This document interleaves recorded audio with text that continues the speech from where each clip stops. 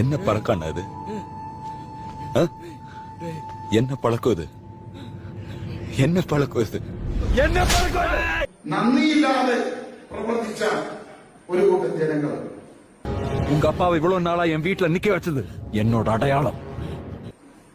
ഈ കുന്നത്തുനാട് നിയോജക മണ്ഡലത്തിൽ മാത്രം നമുക്ക് 55,000 കുടുംബങ്ങൾക്ക് കാർഡ് കൊടുത്തിട്ടുണ്ട്. இன்னைக்கு உன்னை உட்கார சொன்னது என்னோட அரசியൽ. രാവിലെ ഇതേ സ്റ്റാളിൽ നിന്ന് വാങ്ങിയ സാധനങ്ങൾ കൊണ്ട് ഭക്ഷണം ഉണ്ടാക്കിയാണ് വോട്ട് ചെയ്യാൻ പോകുന്നത്. അപ്പോഴും അത് മറന്നു. നമ്മുടെ ഉപ്പും ചോറും തിന്നിട്ട് ഓന്റെ തുണിമറി കാണാൻ പോയടാ നമുക്ക്. ഒരു കുടുംബത്തിൽ നിന്ന് ഒരു വോട്ട് കിട്ടിയാൽ 55,000 വോട്ട് കിട്ടണമായിരുന്നു. നമുക്ക് കിട്ടിയത് 43,000 വോട്ടാണ്.